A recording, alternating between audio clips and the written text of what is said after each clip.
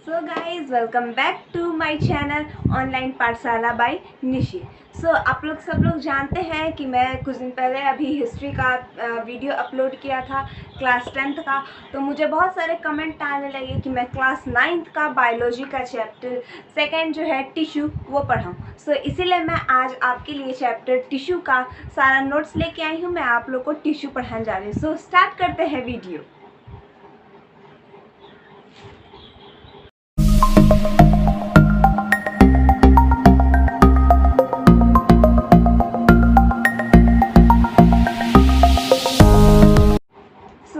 तो हम लोगों को क्या पढ़ना है? टिश्यू, जो बायोलॉजी का सेकंड चैप्टर है आपके एनसीईआरटी में चैप्टर 6 है टिश्यू। तो टिश्यू के बारे में पढ़ना, और मैंने यहाँ पे आपके लिए कंटेंट्स पहले ही लिख दिया है कि आप लोग को इस चैप्टर में क्या क्या पढ़ना है। आप लोग को इस चैप्टर में पढ़ना है व्हाट इज टिश्यू, मतलब टिश्यू क्या होता है वो पढ़ना है। इम्पोर्टेंस ऑफ टिश्यू, मतलब टिश्यू इम्पॉर्टेंट क्यों है वो पढ़ना है।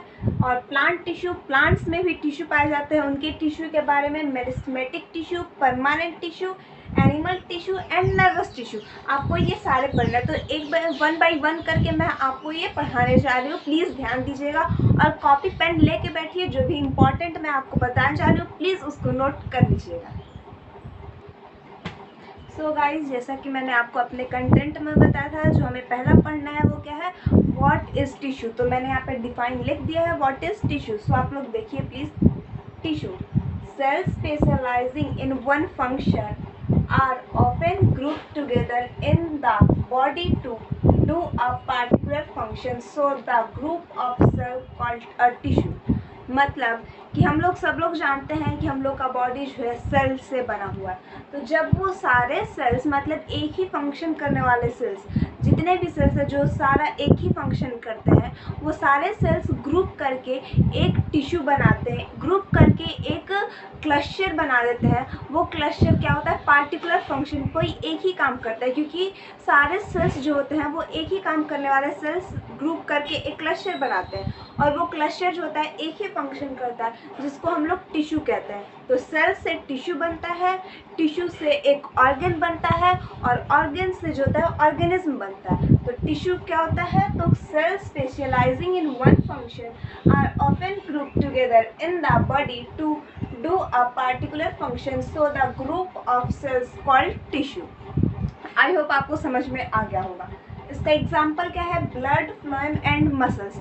मतलब मसल्स में भी ढेर सारे छोटे छोटे क्या होते हैं? सेल्स रहते हैं जो आपस में मिलते हैं, और उन सब में एक ही तरह का कैरेक्टरिस्टिक होता है, और वो सब मिलके क्या बनाते हैं? हम लोग का मसल्स टिश्यू बनाते हैं।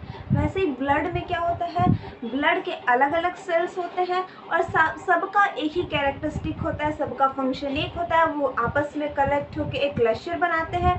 तो वो हम लोग का पूरा ब्लड जो होता है एक टिश्यू बन जाता है। उसी तरह से फ्लोएम भी होता है। तो इसका एग्जांपल है blood, phloem and muscles. Please अगर आपको समझ में आ रहा है तो आप या तो कॉपी में इसे नोट कर लीजिए, नोट्स बना लीजिए, या फिर आप इसका स्नैपशॉट लेकर रख लीजिए ताकि आप लोग इसको बाद में नोट कर लीजिएगा। गाइज, जो हम लोग का नेक्स्ट टॉपिक जो हम लोग को पढ़ना है वो है इम्पोर्टेंस ऑफ टिश्यू, मतलब टिश्यू हम लोग के लिए क्यों इम्पोर्टेंट है वो पढ़ना है। तो अब लिखा हुआ है इसमें, मैंने पॉइंट पर पॉइंट लिख दिया है, या तो आप लोग कॉपी में नोट कर लीजिए, नोट्स बना लीजिए, या फिर स्नैपशॉट ले लीजिए इसका। तो देखते हैं क्या लिखा है। Tissue become organised to form organ and organs are organised to form organism. मतलब क्या होता है? टिश्यू ऑर्गेनाइज होके एक ऑर्गन को फॉर्म करता है, और ऑर्गन जो होता है ऑर्गेनाइज होके एक ऑर्गेनिज्म का फॉर्म करता है। मतलब टिश्यू से एक ऑर्गेनिज्म का फॉर्मेशन होता है। Second point, origin of tissue are organized and has reduced the workload on individuals है। मतलब क्या होता है? जब सेल्स ऑर्गेनाइज होकर एक टिश्यू बनाते हैं, तो टिश्यू कोई भी काम, उसमें मल्टीपल सेल होते हैं तो वो कोई भी काम कर लेता है, तो जो इंडिविजुअल सेल पे जो लोड रहता है वो घट जाता है। और तीसरा क्या है, due to presence of tissue multicellular have higher survival, मतलब टिश्यू किसी भी और मतलब टिश्यू के फॉर्मेशन से क्या हुआ, जो हम लोग क्या मल्टी सेलुलर ऑर्गेनिज्म है, हम लोग में बहुत सारे सेल्स हैं, तो बहुत सारे सेल्स जब कलेक्ट होके टिश्यू बनाए तो टिश्यू से क्या हुआ, लोग का सर्वाइवल बढ़ा। हम लोग जानते हैं अमीबा जो है यूनिसेलुलर है, तो उसको एक ही सेल से सारा काम करना रहता है और उसका सर्वाइवल इसीलिए कम होता है। हम लोग का सर्वाइवल इसलिए ज़्यादा होता है क्योंकि हमारे पास टिश्यू होता है जो कि कलेक्शंस ऑफ सेल है। तो जैसा कि मैं अपना थर्ड टॉपिक जो है प्लांट टिश्यू उसको स्टार्ट करने से पहले मैं आपको एक मेन टॉपिक बताना चाहती हूँ जो शायद 2 मार्क्स 3 मार्क्स का आप एग्जाम में आ सकता है, division of labour and tissue, मतलब why tissue is called division of labour, division of labour उसे क्यों कहते हैं टिश्यू को। तो ये टॉपिक मैं आपको क्लियर करवाना चाहती हूँ इस वीडियो में अभी। तो जैसा कि डिवीज़न ऑफ लेबर मैंने कहा था बताने के लिए, तो वो मैंने लिखा है ताकि आपको कोई प्रॉब्लम ना हो, इसलिए मैंने पहले ही यहाँ पे नोट डाउन कर दिया है। तो क्या लिखा हुआ है यहाँ पे, in multicellular organism there is division of labour, मतलब मल्टी सेलुलर ऑर्गेनिज्म में डिवीजन ऑफ लेबर होता है, मतलब हर एक टिश्यू अलग अलग होता है और हर एक टिश्यू खुद का काम करता है, मतलब बॉडी में एक जगह पे ज़्यादा काम नहीं पड़ता, ज़्यादा लोड नहीं पड़ता है, तो इसीलिए इसको हम लोग टिश्यू को डिवीजन ऑफ लेबर कहते हैं। मतलब हर एक लेबर अलग डिवाइड है काम करने के लिए, अलग अलग बॉडी में अलग अलग जगह पे, ताकि क्या हो एक चीज़ पे ज़्यादा लोड ना पड़े, इसीलिए इसको डिवीजन ऑफ लेबर कहते हैं। अब देखिए इंग्लिश यहाँ पे मैंने क्या लिखा है, in multicellular organism there is division of labour where difference group cell, मतलब different group of cells tissue are organise to do different type of function, मतलब क्या होता है मल्टी सेलुलर ऑर्गेनिज्म में डिवीजन ऑफ लेबर होता है। इसका मतलब जो सेल होता है हर एक स्पेशलाइज्ड सेल ग्रुप करके एक टिश्यू बनाता है और हर टिश्यू जो है वो ऑर्गेनाइज होके एक ऑर्गेन बनाता है और हर ऑर्गेन का अपना अपना फंक्शन होता है, कोई किसी पे बोझ नहीं बनता है, इसलिए इसको डिवीजन ऑफ लेबर बोला जाता है। जैसा कि हम लोग जानते हैं जो टिश्यू होता है वो 2 टाइप का होता है, एक प्लांट टिश्यू और दूसरा एनिमल टिश्यू। प्लांट टिश्यू जो प्लांट्स के अंदर जो टिश्यू प्रेजेंट होता है उनको बोलते हैं, और एनिमल टिश्यू जो एनिमल्स ह्यूमंस के अंदर जो प्रेजेंट रहता है उनको बोलते हैं एनिमल टिश्यू। तो यहाँ पे हम लोग क्या पढ़ना है, प्लांट टिश्यू के बारे में पढ़ना है। तो प्लांट टिश्यू बेसिकली 2 टाइप से डिवाइड होता है, meristematic tissue and permanent tissue. तो अब हम लोग इसमें मैंने परमानेंट टिश्यू का नहीं लिखा है, एज हम लोग का बोर्ड का साइज छोटा है तो मैं उसको फिगर आपको बाद में दिखा दूंगी। तो मेरिस्टेमेटिक टिश्यू के बारे में, परमानेंट प्लांट टिश्यू का 2 टाइप होता है, मेरिस्टेमेटिक टिश्यू और परमानेंट टिश्यू। तो मेरिस्टेमेटिक टिश्यू क्या है, 3 टाइप्स में डिवाइड किया हुआ है, कौन सा, एपिकल मेरिस्टेम, इंटरकैलरी मेरिस्टेम और लैटरल मेरिस्टेम। सो गाइस, तो हम लोग को मेरिस्टेमेटिक टिश्यू के बारे में पढ़ना है। मेरिस्टेमेटिक टिश्यू तो वो किसका है, प्लांट टिश्यू का टाइप है, पहला जो है मेरिस्टेमेटिक टिश्यू और परमानेंट टिश्यू। तो हम लोग को मेरिस्टेमेटिक टिश्यू के बारे में पढ़ना है। तो they are undifferentiated living cell that keep dividing, मतलब क्या होता है, ये सेल्स का, लिविंग सेल्स का एक ग्रुप होता है जो कि क्या होता है, डिवाइड करके ग्रो करते रहता है, मतलब ये लिविंग सेल होता है, सो ये डिवाइड करते रहता है और ग्रो करते रहता है। तो इसका डायग्राम मैंने यहाँ बना दिया है। तो जैसे ये एक सेल है, ये सेल्स है, उसमें क्या होता है, एक न्यूक्लियस प्रेजेंट होता है और साइटोप्लाज्म प्रेजेंट होता है। जैसे ये मैंने सेल बना दिया है, आप देख ही रहे होंगे, और इसके अंदर ये जो प्रेजेंट है, यहाँ पे जो प्रेजेंट है वो है साइटोप्लाज्म, और ये जो प्रेजेंट है ये न्यूक्लियस है, और इनके बीच में ये जो वॉल टाइप प्रेजेंट है इसको हम लोग सेल वॉल बोलते हैं। तो अब क्या होता है, अनडिफरेंशिएटेड होता है और लिविंग होता है, जो कि क्या होते रहता है, डिवाइड होते रहता है और अपने आप को ग्रो करते रहता है। They are responsible for growth of development of the plant, किस चीज़ में हेल्प करता है, प्लांट के ग्रोथ और डेवलपमेंट में। एज यूजुअल जैसे कि ये क्या है, लिविंग सेल है, डिवाइड होते रहता है, सो ये क्या करता है, हेल्प करता है प्लांट को ग्रो करने में और डेवलप करने में।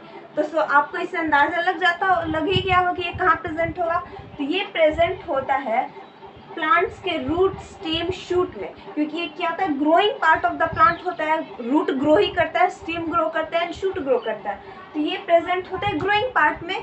तो वो क्या है, रूट स्टेम एंड शूट, इसमें क्या होता है, मेरिस्टेमेटिक टिश्यू प्रेजेंट होते हैं। तो जैसा कि मैंने आपको बता दिया कि मेरिस्टेमेटिक टिश्यू क्या होता है, अनडिफ्रेंशिएटेड, मतलब इनके जो सेल्स होते हैं वो लोग बहुत आपस में क्लोज होते हैं, उनको डिफ्रेंशिएट करना काफ़ी मुश्किल होता है। और क्या होता है, लिविंग सेल होते हैं, इसीलिए क्या करते हैं, अपने आप को डिवाइड करते हैं और ग्रो करते जाते हैं, इसलिए वो लिविंग पार्ट ऑफ प्लांट में, जैसे कि उनके रूट्स में, शूट्स में और उनके स्टीम में प्रेजेंट होते हैं। तो हम लोग देखते हैं कैरेक्टरिस्टिक ऑफ मेरिस्टेमेटिक टिश्यू। तो क्या है, they are small undifferentiated and thin cell wall, मतलब क्या होता है, वो छोटे छोटे होते हैं, अनडिफ्रेंशिएटेड होते हैं, मतलब उनको डिवाइड कर पाना बहुत मुश्किल होता है, बहुत उनको डिवाइड कर पाना उनके सेल्स को बहुत मुश्किल होता है, इसलिए अनडिफ्रेंशिएटेड होते हैं। और थिन सेल वॉल, मतलब उनका जो सेल वॉल होता है, आपस के बीच का जो सेल वॉल होता है, जैसे कि मैंने आपको डायग्राम में बताया था, वो क्या होता है, बहुत पतला होता है। दे डजेंट हैव इंटरसेलर स्पेस, उनके बीच में इंटरसेलर स्पेस नहीं है, जैसा कि मैंने आपको पहले ही बताया था। ये कुछ डायग्राम इस टाइप का डायग्राम होता है उनका, इस टाइप का डायग्राम होता है, तो बीच में न्यूक्लियस प्रेजेंट होता है। तो ये जो सेल वॉल है ये काफ़ी पतला होता है और इन जो सेल वॉल है इसके बीच में स्पेस प्रेजेंट नहीं होता है, इसको डिफ्रेंशिएट कर पाना काफ़ी मुश्किल होता है। दे आर स्फेरिकल ओवल, और वो किस किस शेप के, वो स्फेरिकल, ओवल, रेक्टेंगुलर शेप के भी आपको मिल सकते हैं, ज़रूरी नहीं कि स्क्वायर में ही हो, रेक्टेंगल में भी हो, वो किसी भी शेप के हो सकते हैं, स्फेरिकल, ओवल, रेक्टेंगुलर, पॉलीगोनल, किसी शेप के हो सकते हैं। Then the cell wall is made up of cellular, और ये जो सेल वॉल इनमें होता है, ये जो सेल वॉल जो इसमें प्रेजेंट होता है, वो इनमें किस चीज़ का बना हुआ होता है, सेलुलोज का बना हुआ होता है।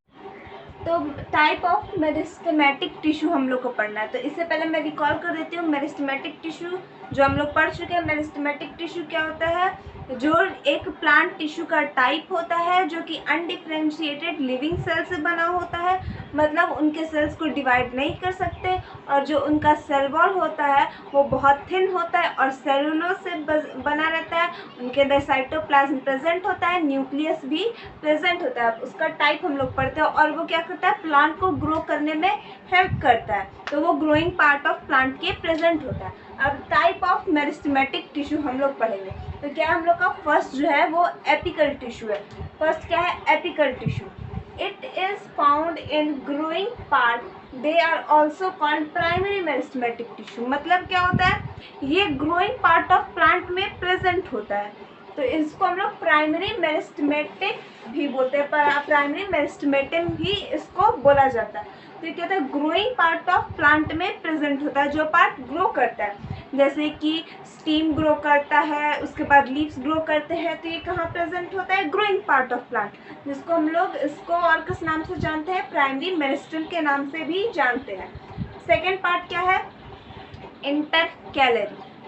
Intercalary present at leaves and base internode increase the length, growth, bending movement of the plant, मतलब यह क्या करता है, प्लांट की हाइट को, एपिकल टिश्यू प्लांट्स के हाइट को बढ़ाता है, और इंटरकैलरी जो होता है वो प्रेजेंट होता है लीव्स में, और लीव्स के बीच में जो इंटरनोड्स है, जिसे जॉइंट है, उनमें प्रेजेंट होता है, क्या होता है, उनमें प्रेजेंट होता है, और जो इंटरनोड्स प्रेजेंट होता है प्लांट के अंदर, उसमें प्रेजेंट होता है, ये प्रेजेंट होता है। तो ये क्या करता है, लेंथ ऑफ ऑर्गन, मतलब जो प्लांट के अंदर जो जो ऑर्गन प्रेजेंट है, जाइलम, फ्लोएम, अलग अलग टाइप के ऑर्गन्स जो प्रेजेंट है, ये क्या करता है, उन ऑर्गन के लेंथ को इंक्रीज करता है।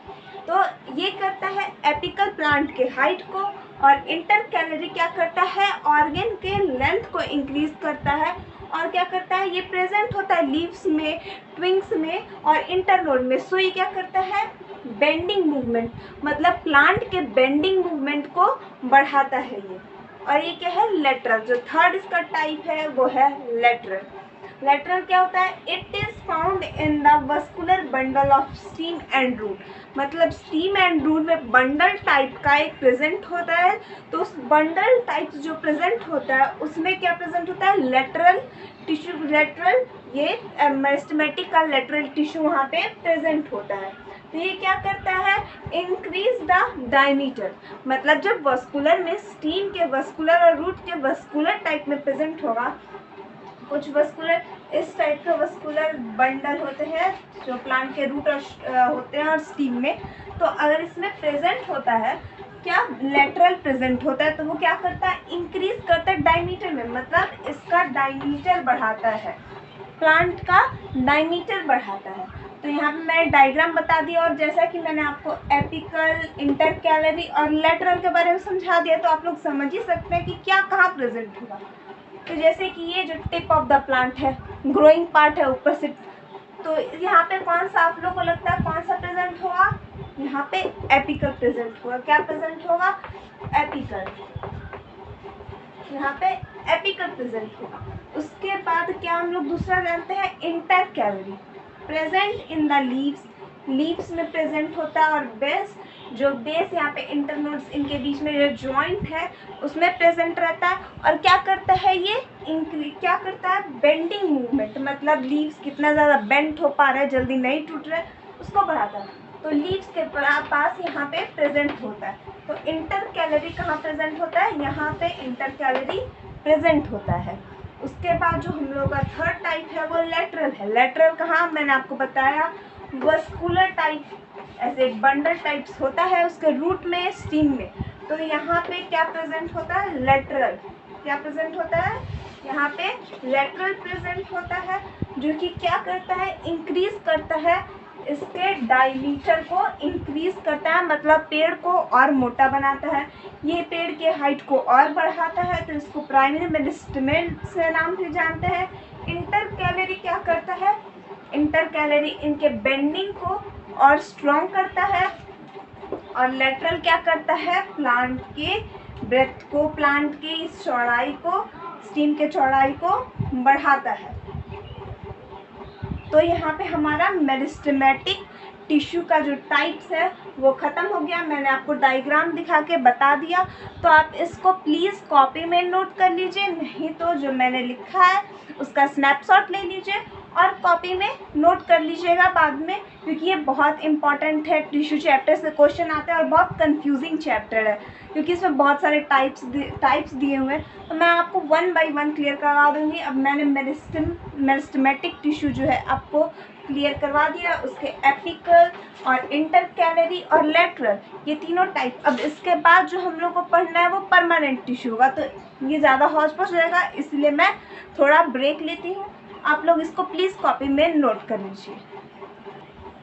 सो गाइज, जैसा कि मैंने प्लांट टिश्यू का मेरिस्टेमेटिक टॉपिक कंप्लीट कर दिया, अब उसके बाद हम लोग को परमानेंट टिश्यू पढ़ना है, लेकिन मैं ये आपको नेक्स्ट वीडियो में बताऊंगी, क्योंकि क्या है, ये चैप्टर बहुत लंबा है। सो आप अगर लगातार पढ़ेंगे तो शायद हो सकता है कि आपको कन्फ्यूज़न हो जाए, हौच-पौच हो जाए, ना समझ पाए। इसीलिए परमानेंट टिश्यू मैं नेक्स्ट वीडियो में बताऊँगी। इससे क्या करती हूँ, मैं थोड़ा सा आपको इसको हिंट दे देती हूँ कि इसमें है क्या। सो देखिए,